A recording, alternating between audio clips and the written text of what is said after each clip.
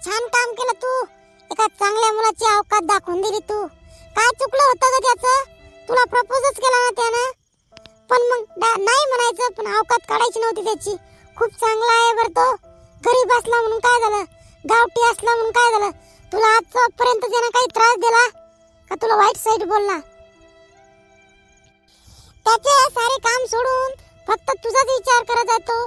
तू खुश राह बस, त्याचं एवढं म्हणणं होतं. आणि तू त्याची अवकात काढली. काय राणी, मी मान्य करतो चिंट्या गरीब आहे म्हणून, पण त्याच्या इतका स्वभावाला आमच्या गावामध्ये एक पण मुलगा नाही. आणि तू त्याच्या भावनांशी खेळली राणी. मग पहिलेच फ्रेंडशिप करायची नव्हती त्याच्या संगे? बरं मग नाही म्हणायचं पद्धतशीर. तो अवकातीवर गेली डायरेक्टच. गावठी काहीच्या काही बोलली त्याला. मान्य करतो आम्ही गावठी आहे, पण आमच्या इतका जीव सुद्धा कोणी पण लावत नाही. आम्ही स्वार्थी नाही. आम्ही मन मोकळेपणाने बोलतो. इतका धडपड करायचा ना तो चिंट्या, तुला फक्त खुश पाहण्यासाठी. खूप धडपड करायचा. मी बघितली त्याची तळमळ. तू एक चांगला मुलगा गमावला राणी. चल बाय, मी येते आता.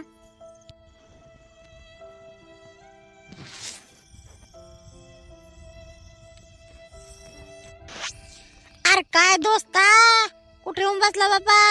अरे जाऊ दे, सोड ना ते विचार आता. अरे एक पोरगी नाही म्हणली म्हणून काय झालं? अरे भक्कम पोरी या जगात. बिंदास राहायचं, टेन्शन नाही घ्यायचं. जाऊ दे ना भाऊ, आपलं चुकलं ना. आपण लायकीपेक्षा जास्त विचार केला ना. अवकातच नाही ना आमची. आम्ही गरीब आहे ना. जाऊ तिकडे. पण चूक झाली मग आपली. राणीने ना प्रपोज केला. आमची फ्रेंडशिपच चांगली होती. का रे भाऊ, काय झालं? ती राणी तुझी अवकात काढली म्हणतात. चाल बरं, सांगतो तिला जर सग. जाऊ दे ना रे भाऊ. कोणावर काय बळजबरी असते का आपली? ती नाही म्हणलं, बरोबर केलं तिनं. अरे पण मग अवकात ते काय काढायचं काम होतं? अरे जाऊ दे ना, अवकात काढली काय विषय का? त्यासाठी आपण काय नाही बनवून दाखवू आता.